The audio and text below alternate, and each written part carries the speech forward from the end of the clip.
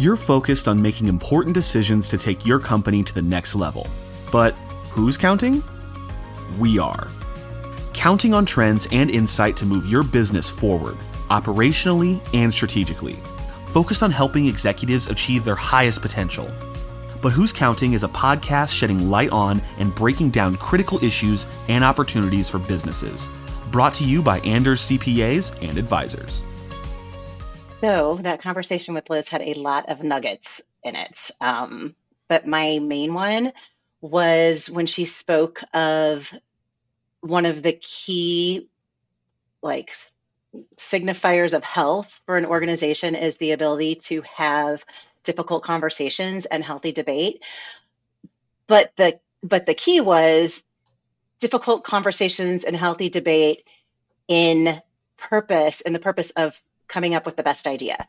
So, we talk about wanting to have, how important it is to be able to debate things in a professional way and to be able to speak that last 10% of truth. But I really liked her caveat that all of that is in pursuit of the best idea. Yeah, definitely. So this episode, we're visiting with Liz Hughes of the Table Group, and we cover a lot of ground. So I really wasn't that familiar with organizational health. And yeah, you're right, Missy. She covers basically all the tenets of that and kind of what goes into that. And that, when I think about, really the 5 dysfunctions of a team, which we talk about a couple of times in this episode, I think there's some really good basics. And Missy, you even mentioned that it's timeless. So there's some ideas and things that you're going to hear in this episode that I think our listeners can take away now, but I think this episode will be relevant in years because the foundational things that we talk about and some of the nuggets that Liz shares with us, they're going to apply for a long, long time, regardless of technology changes or whatever. So yeah, it was great to have Liz on the show. Hope everybody enjoys this episode. Today, we're welcoming Liz Hughes, a principal consultant with the Table Group. The Table Group was founded by Patrick Lencioni, a business consulting and best-selling author of 13 books, including Death by Meeting and The 5 Dysfunctions of a Team. Liz focuses on organizational health, working to help leadership teams become aligned behaviorally and strategically, striving for, quote, no light of day between team members.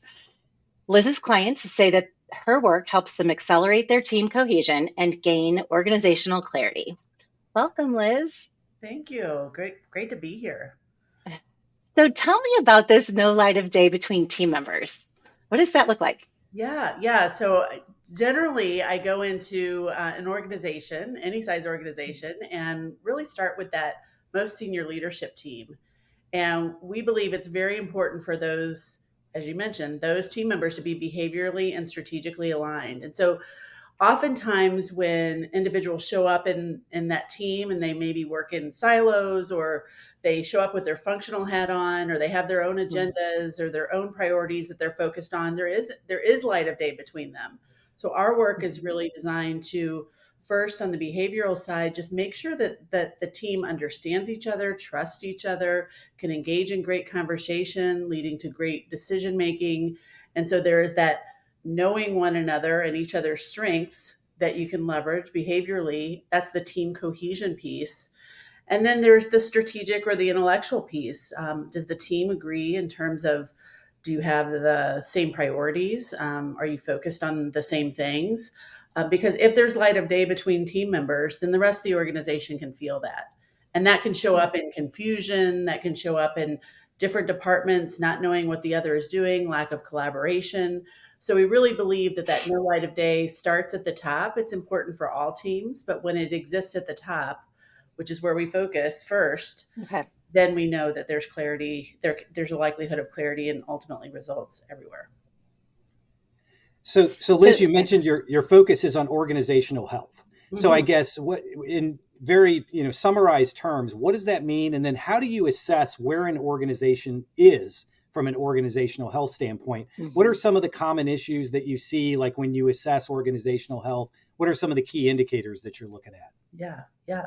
Well, we really, we like to think of it that organizations have to be both smart and healthy. And so most organizations are smart. They have technology in place. They have a great business plan. They have budget, revenue, marketing, they have all those things in place, and smart people. So the smarts of the organization has to be in place, but sometimes a disproportionate amount of time and attention is focused on healthy. And a healthy organization has minimal politics. And how do you know when there's politics going on? Well, are there meetings after the meeting, we like to say? Do you change what do you change what you think or what you want to say based on who's in the room? So minimal politics in a healthy organization, minimal confusion, and a high degree of productivity and a high degree of morale with low turnover of the A players. So organizational health is really about marrying the two, making sure that an organization is indeed smart and has those key components in place, but it also gives the same amount of focus on the healthy side of the business, which we think is, and we have seen time and time again,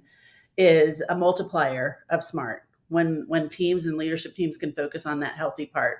But sometimes teams don't like to do that. It's like, oh, is it touchy feely, or let's let HR do that. But it's really everybody's responsibility to focus on that side. And then an organization has a greater likelihood of sustainable success.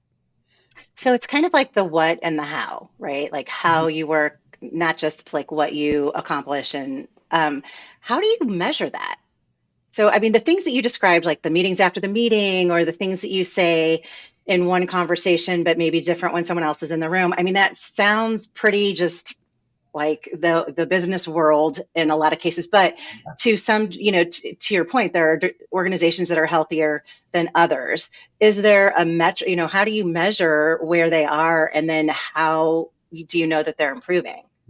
Yeah, well, I mean, that's, I think, the beauty of the world of consulting. We don't right away. I mean, typically the leader or someone on the team will reach out to us. Perhaps they've read one of Pat's books, or they've seen him speak, or they just know of us. But when a leader first reaches out to us, then with that leader eye to eye, then I hear from that person, what's going on, what's happening in your meetings, why did you call us to begin with? And so there's a lot of dialogue that goes in, and then I dive right in with the team. And we usually have some initial meetings in which I can observe how they're interacting with one another. I bet you that tells you a lot just by sitting through.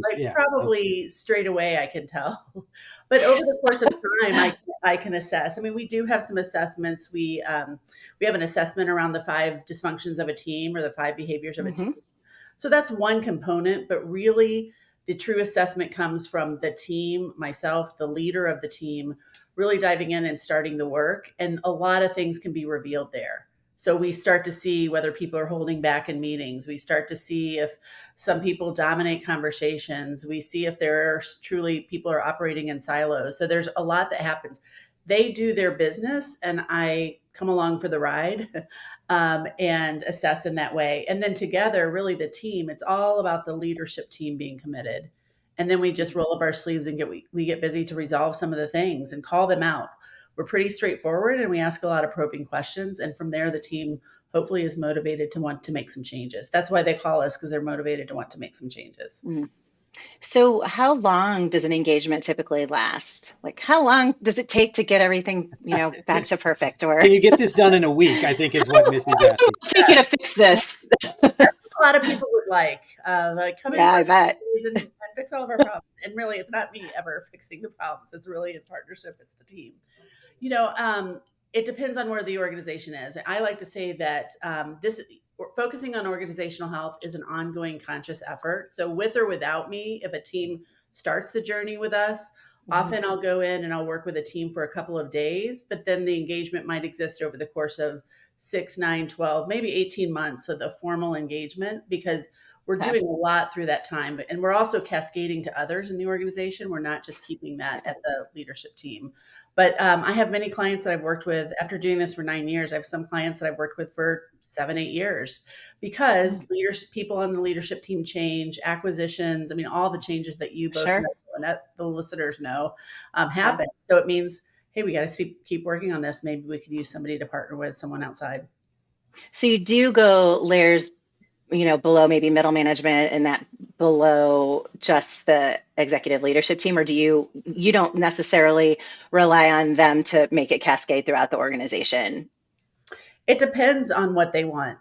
Sometimes I have a client right now who has a very, very strong chief people officer, and they knew straight away what they wanted to do and how they wanted to engage us. And so, so I work with that chief people officer because, for example, one of the things we do is help an organization determine their core values. And so that whole rollout process and that whole embedding it in the organization is important. But that they need a chief people officer and her team to do that. So we do work with that same client. I'm doing some things with the next level directors and so on. So sometimes they'll have me be involved with that cascading effort. Sometimes I'm just advising them. Ultimately, they do the heavy lifting around that. Sometimes I stay with the executive team, but then they're doing all those activities based on what we talk about and what we have seen work in other organizations. So our guest for this episode is Liz Hughes, who's a principal consultant with the Table Group. So Liz, for season 3 of the podcast, we're focusing on innovation. So one of the things that we try to do in our conversations, and especially as I think about, okay, you work with a lot of leadership teams, and I'm sure when you think about their top goals, I'm sure, innovating in their business, whether it's new revenue streams or better ideas to, how do you beat the competition?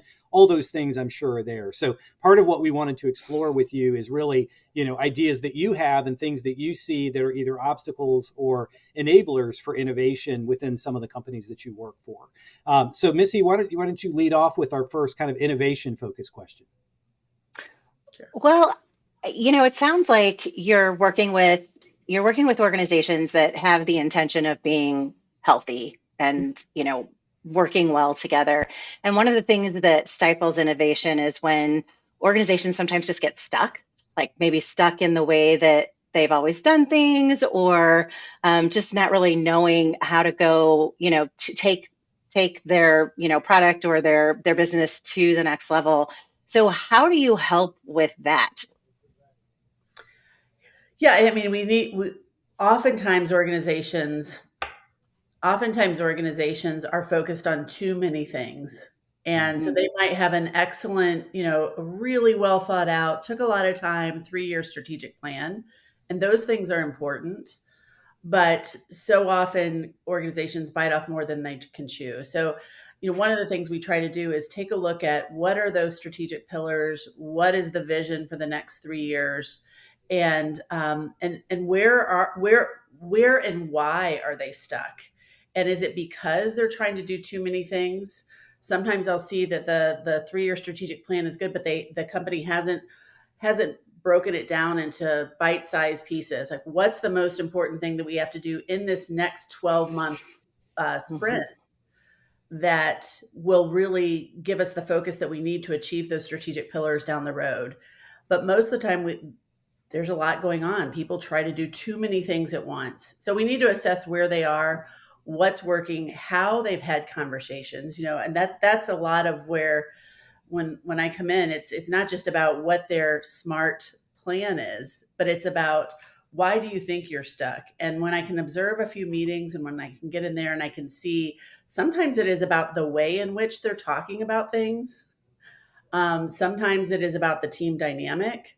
Sometimes it's when they're not creating time and space for innovation. They're just continuing to do the same things because they've always worked. And there's some people on the team that are really comfortable with that. So it really requires people to be open about where they're going, where they're stuck. So I think a lot of it has to do with we get in our own way behaviorally, or we get in our own way based on we're doing things the same way all the time. Sure. Yeah, I just might be guilty of having 18 really important strategic priorities that we have to get done this quarter. Yeah. I can already hear you telling me, Dave, you can't have 18. You've got to have 3 at the most. So, and imagine the confusion in the organization. So it's like, okay. And at the executive team, intellectually, they're all like, yeah, we can get all these 18 things done. Like, no problem. It's like, and then imagine the cascade to other people. They're like, well, which thing should I do now? So then productivity suffers and everything else, as you know. Got it. So I know from reading The 5 Dysfunctions of a Team, which is great. If any listeners haven't read that book before, I highly recommend it. So I know in the triangle, sort of the foundational aspect of effectiveness is trust, or lack of trust, I think is the number one dysfunction that's there. So when you think about like, how can businesses create a forum where to establish that trust and to cause healthy communication and open debate to happen. And how can you create, what are ideas for creating a culture where people feel free to actually speak their mind and, come up with crazy, innovative ideas? Yes. Yeah, that's one of the big things we work on, and it sounds touchy-feely, building trust, but it takes quite a lot of courage for leaders.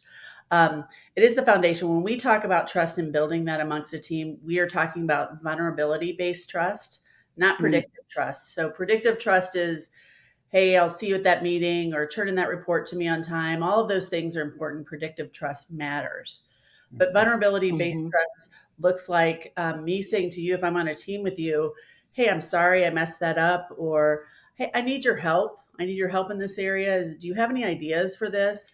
It means revealing a little bit more about who I am and my working style and my strengths, and even maybe some of my challenges. And so through us being vulnerable with one another, I like to say, take the mystery out of what it's like to work with you.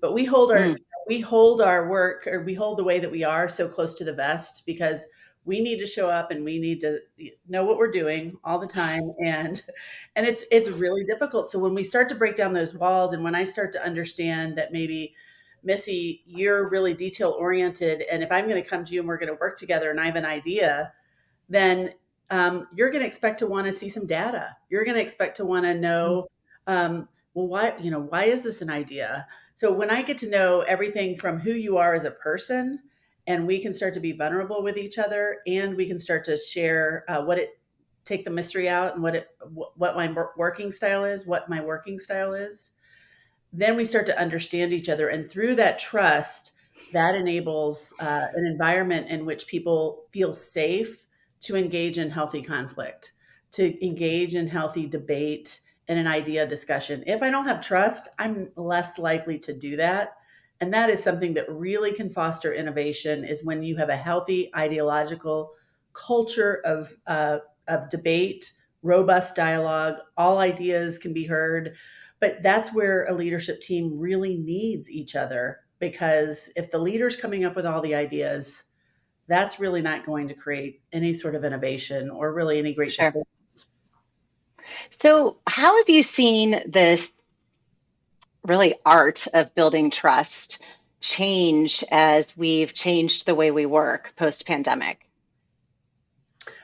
Are you talking about just in terms of, because Is it the same? I mean, like, if if you want to ask somebody for help, or what did you say, the non-predictive ways of building trust, like, it seems to me that would be easier to do if there's somebody sitting right outside your office and you can just pop over and ask for an idea, and that it would take more effort, more intention, now that you have, maybe half the people are working from home, or are in another city or something like that. And I'm just curious if you've seen that shift since we've collectively changed the way we work. And is it harder to build trust on a remote team than it was, or that it is in an in-person team? Yes. I mean, the answer is yes. I mean, I continued to do this work during the pandemic and after. And certainly when we're face to face, that is easier for us to get to know each other, because that's what we're really talking about. The vulnerability-based trust is me just getting to know my team better. A team has to decide, if we care about having a culture of trust, if we care about getting to know each other, to your point, yes, there has to be more of an effort. And so what does that look like? That means that we're going to be doing that in a virtual setting. Or if I'm a new team member and on your team, it's important for you to reach out to me and get to know me. It's important for me to be proactive about that too. So it is the world we live in. It does require more of an effort, but it can be done, and it has to be done. I mean, it is really, there's a business case for doing it. Otherwise, I believe innovation and ideas can be stifled if that trust and that healthy debate and dialogue isn't there. So I have another question about innovation, and you've talked about, like, the kind of the environment where innovation is really fostered and kind of grows best. How do you integrate that more into the daily work, as opposed to, okay, on Friday at 2 we are having a session where we're going to sit down and try to come up with some new ideas. Like, how can you make it more woven into the way that you work and the way that you think throughout the week? Or is it something that has to be kind of time carved out specifically because you're kind of maybe shifting right brain, left brain or something? Mm-hmm.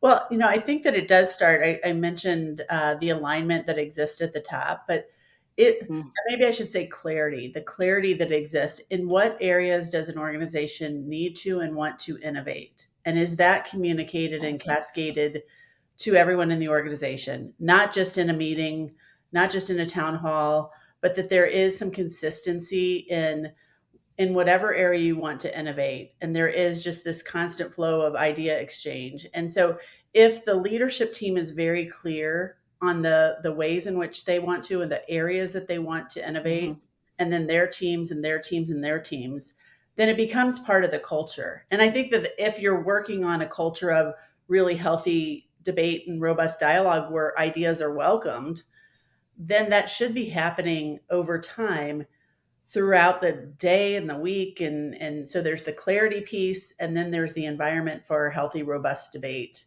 so that it's not some separate event, because we know that it's not some separate event. And having said that, I think that if there is, having some separate time for strategic or innovative conversations, giving people the heads up about what that's all about. Sometimes, we'll host a meeting. We might say, we're going to innovate about ABC topic. And then everybody gets in the room and it's like, okay, what are your ideas? I mean, so sometimes it's not very well planned out. So my encouragement is, if people are going to have separate strategic discussions or brainstorming meetings, how much of a prep and a pre-read do people have ahead of it? And how much do they know? Like, the purpose of the discussion is that we are considering merging these two divisions. And so we want you to come to the meeting prepared to talk about the pros and cons of merging or not merging. And so really getting real specific with people, because most people like to think about that before they're put on the spot in a meeting. Right. Yeah. Not everyone can spontaneously come up with ideas. Mm-hmm. Yes. So Liz, one of the things, let's shift a little bit. One of the things that I wanted to talk about is meetings.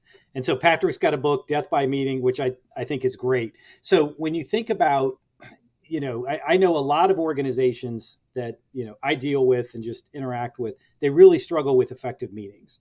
And so you hear people, and even when you look at surveys on, how effective are the meetings you're in? Could they be done by, with just an email? It's not good. We're not good at how we do meetings in the business world. So when you think about that, I guess, what are some of your tips that when you look at a lot of, common mistakes that businesses make about their meetings? And then what are some, a couple of things that, if businesses would just focus on these one or two things, it would really take your meetings to the whole, to another level. And I know Patrick's written a whole book on this, so I don't expect you to summarize an entire book, but what are your, what kind of nuggets would you share with our listeners for that? It's one of the main things we work on with teams, because almost all teams will say our meetings are kind of a disaster. Well, we're well-intentioned, but what really happens most of the time is we like to call it meeting stew. So you have a meeting, maybe it's your every Wednesday meeting, and the agenda is jam-packed. And, on one of the agenda items is talking about the company picnic. One is about the benefits change. One is about, oh, by the way, we're going to be acquiring this new company. So what should we be doing about it? So it's just jam-packed with all of these different things. First, too many agenda items. Secondly, just all over the map on what they are, different types of categories of things. And people run out of time, and they leave the meeting confused about, did we decide anything? Are we supposed to say anything, not say anything? So one of the main things is just to ask yourself, do you suffer from meeting stew in your meetings? And so that would be one thing. That's probably an indicator to revamp your meetings. The other thing is that even it's simple in theory, but not always easy to do. But even by setting up a new meeting structure in which you have a tactical meeting, let's just say once a week. So your Wednesday meeting is a tactical meeting with the leadership team. And that meeting is really about, what do we need to know, decide, do in the next 7 days until our next meeting. You're not filling that with strategic topics necessarily. There might be some emergency things or something you have to talk about, but it really is about action and tactical. And then having a separate strategic meeting at least once a month for that same team. And that is where you maybe have one or two topics. And that's where that pre-thinking and that preparation comes in. And I know going into that strategic meeting that is about solving problems. Maybe we're just going to brainstorm. Maybe we're going to talk about some big decision that has to happen. But when we have that separateness, that is a game changer for most organizations when they can start that structure and cadence and stick to it. Now, of course, sometimes you're going to have ad hoc strategic meetings. So sometimes it's like, okay, well, we can't wait till the end of the month for our strategic meeting. We need to talk about this now. That's going to happen.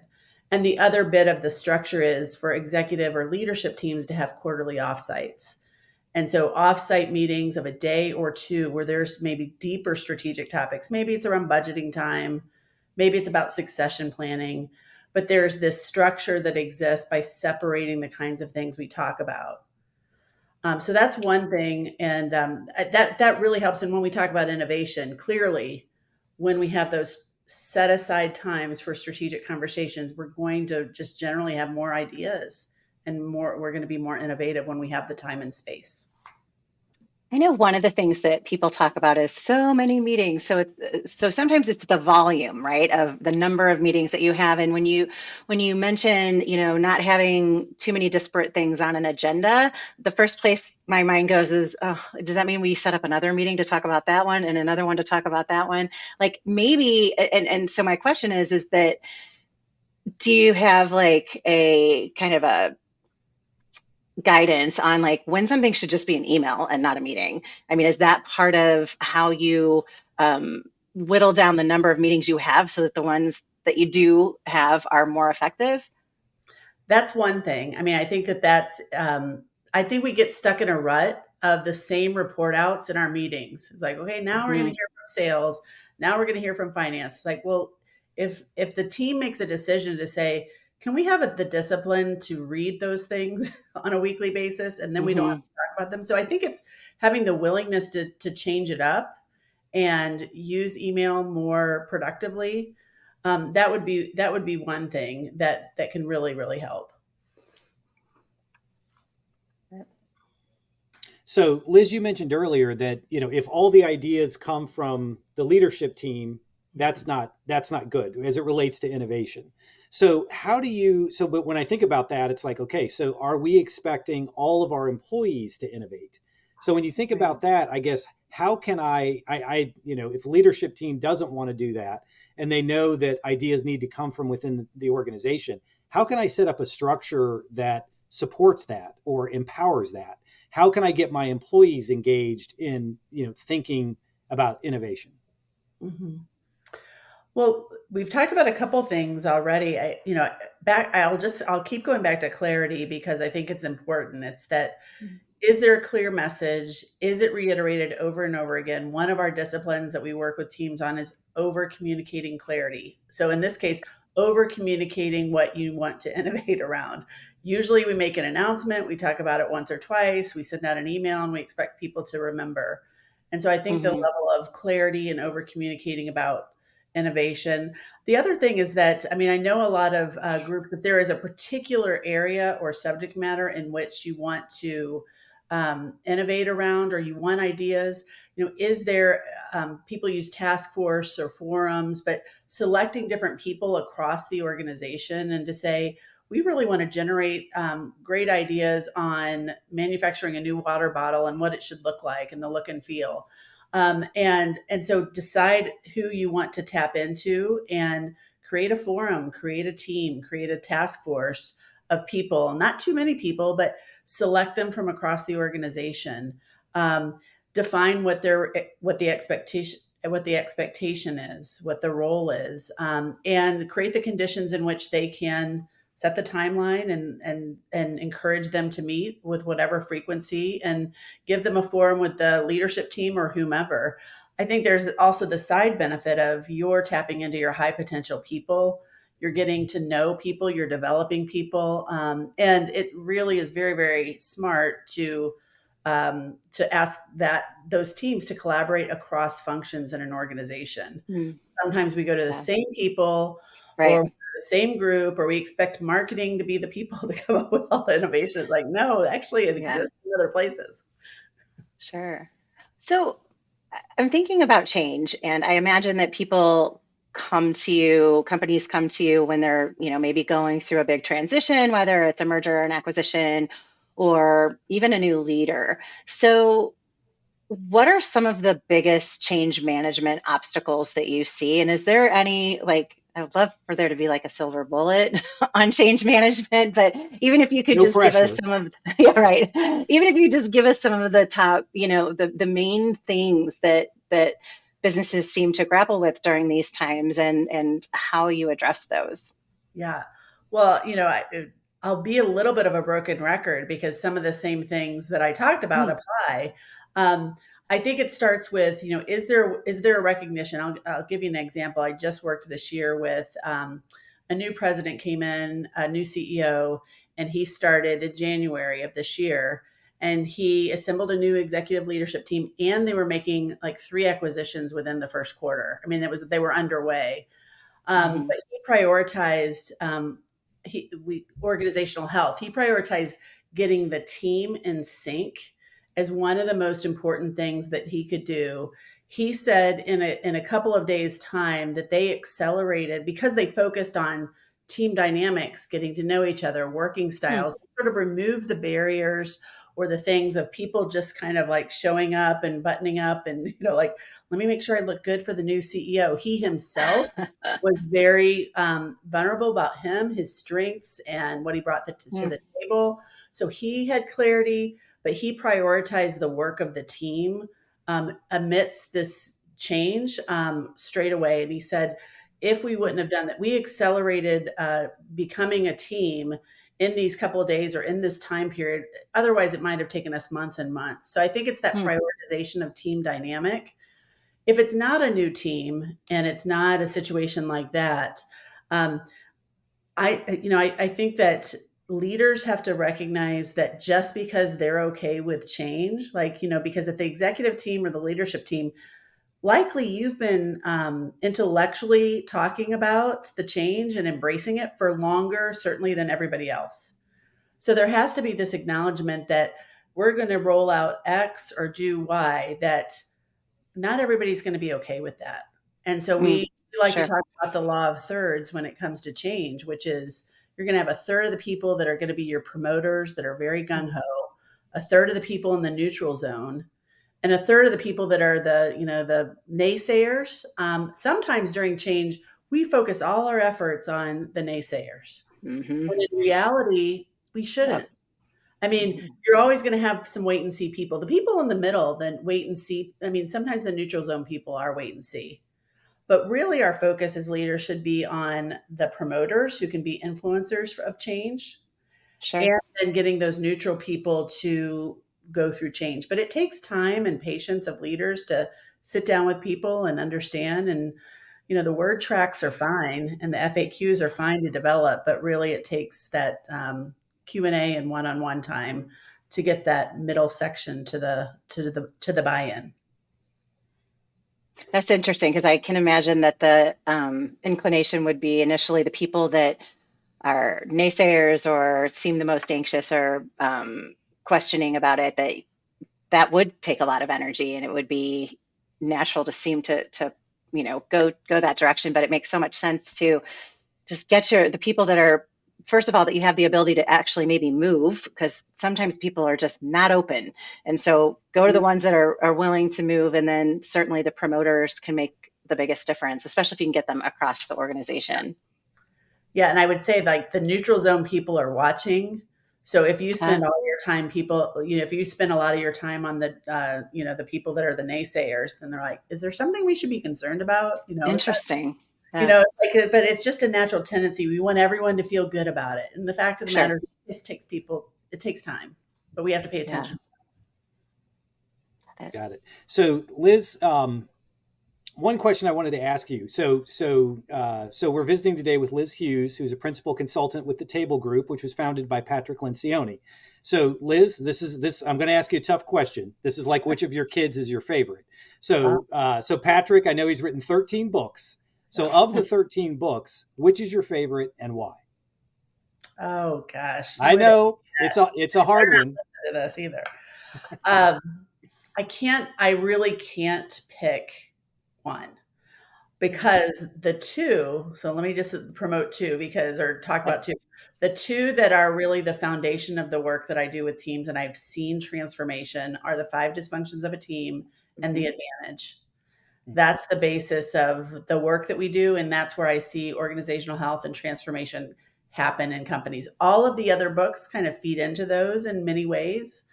But if I were to suggest reading two, that would be what I would suggest. And those concepts are the foundation of our work.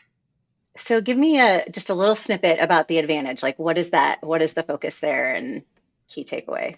Yeah, I mean, the focus there is a lot of what I've talked about, which is organizational health. So that book is based on Pat over many, many years talking with and working with, and a lot of the consultants working with what separates companies that get it right. What are the disciplines? And the 4 disciplines of organizational health are: 1, create a cohesive leadership team; 2, create clarity. So are you clear on purpose, mission, values, strategic anchors, what's most important right now? 3, over communicate clarity; and 4, reinforce clarity. So those sound very, very general, but the work that we do really dives into all of those. And it's the foundation for the businesses, and it's their playbook essentially. Got it. Great. So Liz, I'm getting that. Yeah. So Liz, we've covered a lot of ground today. We appreciate you taking time to visit with us. So one of the things that we do at the end of every episode is the Make It Count segment. So when you reflect back on this episode, one of the things we try to identify is an actionable item when you think about all the things that we've talked about, and you would like our listeners to actually take some action based on our discussions today. What would that one thing be in your mind? What is it that you would suggest our listeners take away from this and actually take some action on? Yeah. If you're going to make me pick one, I would say creating an environment of healthy conflict, debate, robust discussion in pursuit of the best idea. And it's, so often, I mean, that's really the premise of healthy debate and healthy conflict. That's what we're going after: the best idea, the best decision. If there are crickets in the room, if ideas aren't heard, then you're going to be spinning your wheels. You're not going to be as innovative as you need to be. And you're not going to be able to tap into the innovation all around you. It's going to be the same thing over and over again. Yeah. It's great. Wonderful. That's a good one. Yeah. So you picked one, and you picked a good one. So Liz, thank you for being with us. Thanks for sharing your expertise and wisdom with us and with our listeners. Yes, my pleasure. So good to be with you. Thank you so much for the opportunity. Thank you for joining the But Who's Counting podcast. Make sure to never miss an episode by subscribing on Spotify or Apple Podcasts, and let us know what you think by rating and reviewing. Keep up with more Anders CPAs and Advisors insights by following us on social media through the handles in the show notes. We'll see you next time.